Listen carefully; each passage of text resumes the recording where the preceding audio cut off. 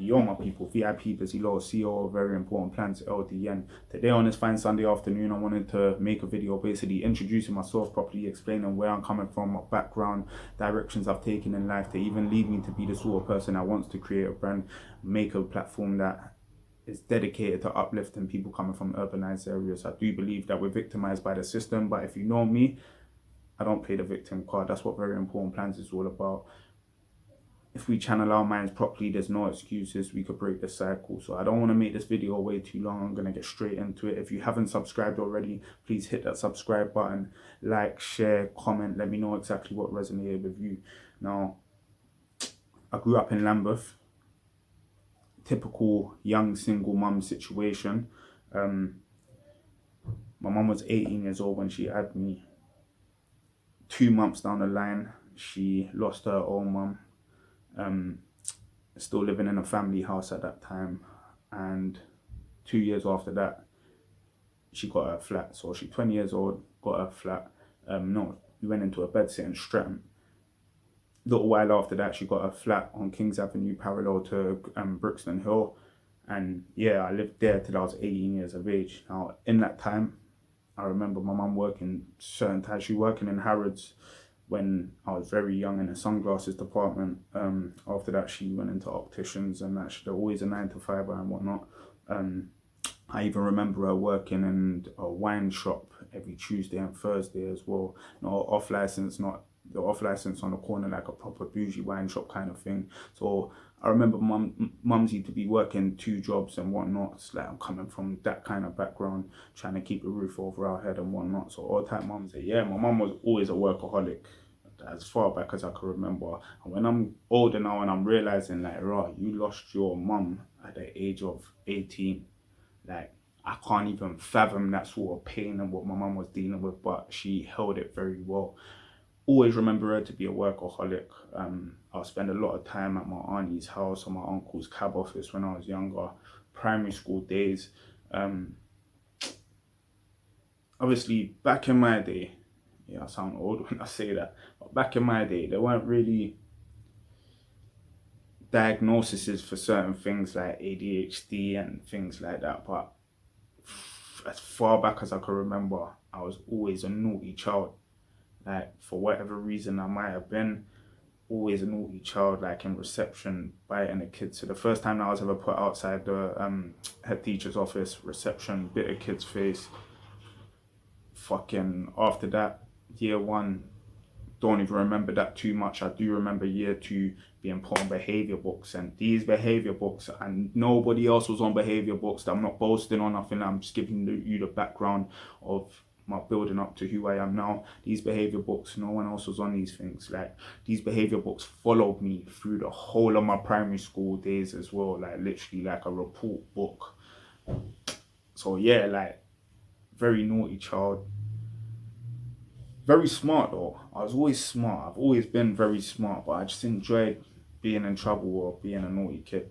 I remember one of my good friends from primary school. Obviously, growing up in a Lambeth area, if you know, you know. Like, back in the day, before our time was the 28s and all that, before PDC and all that, it was the 28s. And my friend at primary school, he said that his uncle's 28s and they're gangsters and whatnot. And we were saying, Raj, you know what? Fuck it. We're baby gangsters, we're baby 28s and all that. So from back then, I always wanted to be a gangster. Like, I always wanted to be a bad boy. Feel what I'm trying to say? So yeah, I went from primary school, having that mindset from primary school. As I say, I spent a lot of time with my aunties and uncles whilst my mum was working and whatnot. Then I went to secondary school. Now, one of my friends from secondary school, from primary school, from year 7, I see him hanging around with the kids that come down from other schools, like the gangs and that. Like, I see him up at the gate with them, and I know him from primary school, so I'm saying, yo, get me in that gang, get me in this, Reach about 12 years old, out there doing fuckeries with them. Done my first street robbery at the age of 12 years old.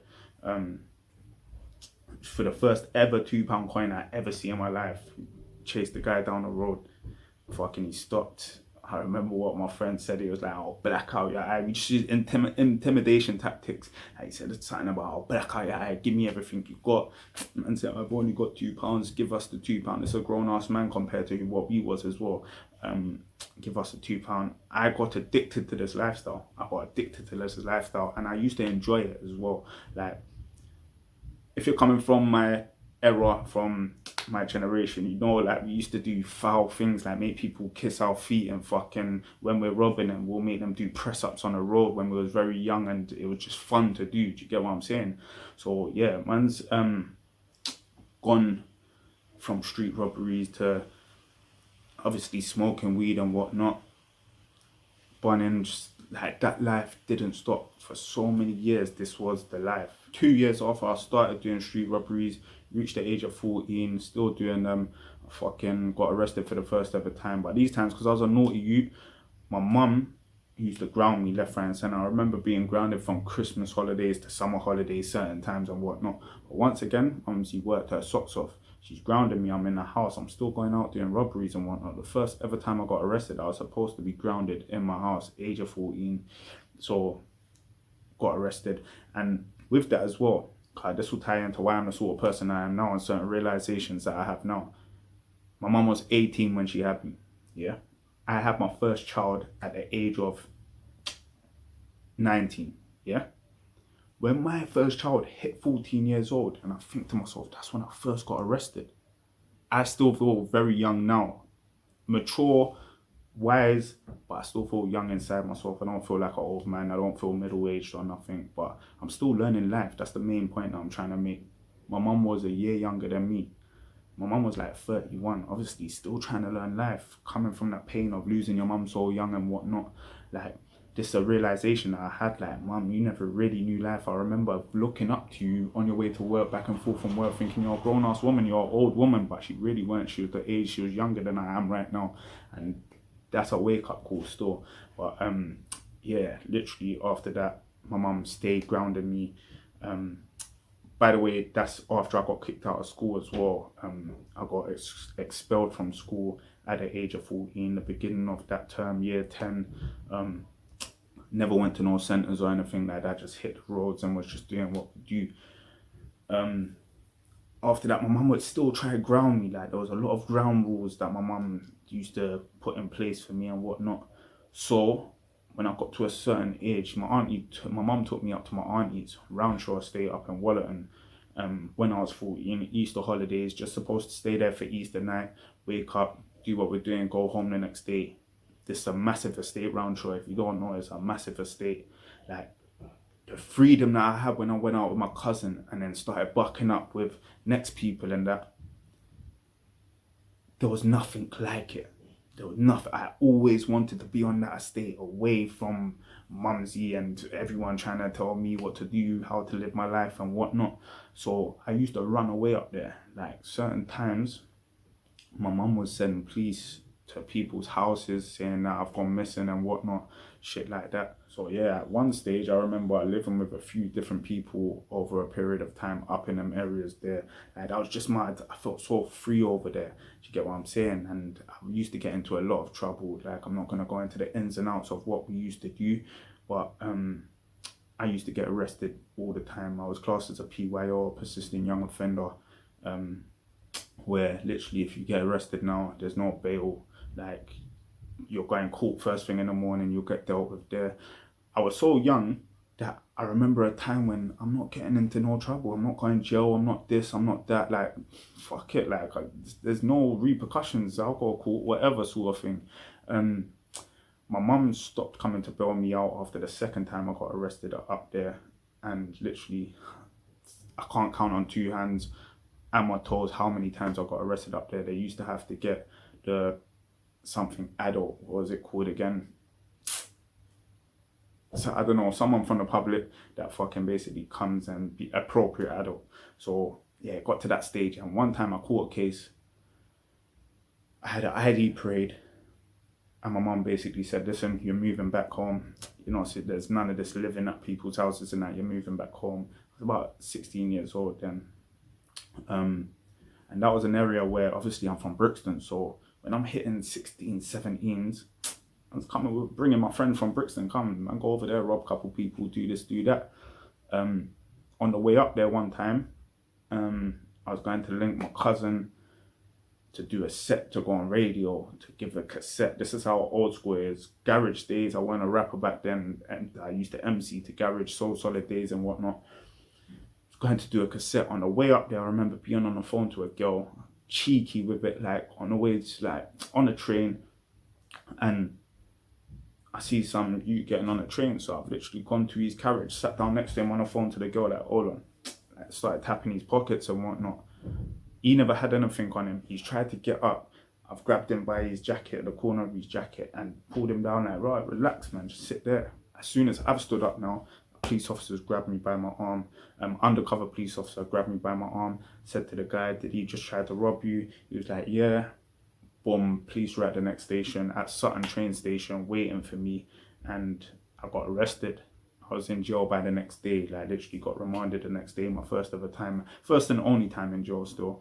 Done 2 weeks remand in Feltham, then I got moved to Homlesness Bay to do the 12-6 sentence that I was given. And then yeah, I've come out of jail now, age of 18. I went in there at 17, come out when I was 18. Mum's happy to have me back. I remember my mum saying to me, when she come on a visit, I feel safer knowing that you're here than when you're out there. That's a deep thing when I look back and think about it. So yeah, come out now. Literally a month later, I'm with my friend, RIP Flea.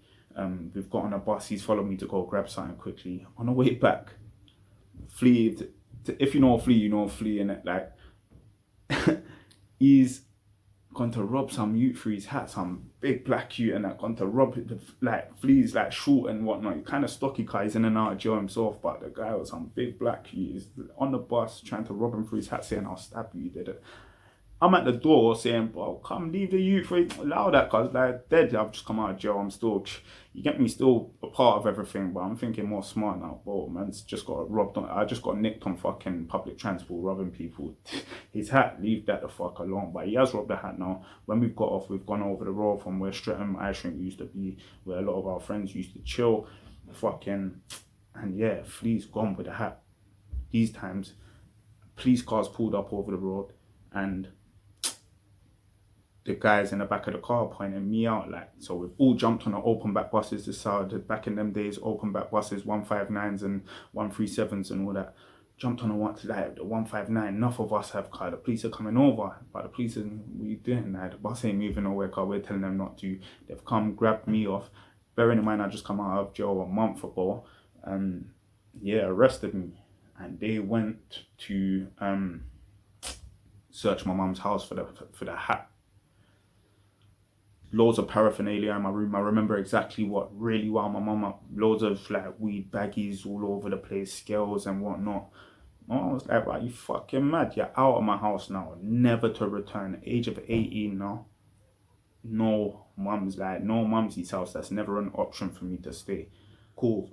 That was part 1 of the build up to who I am right now. I'm not going to hit you with a whole half-hour long video right now.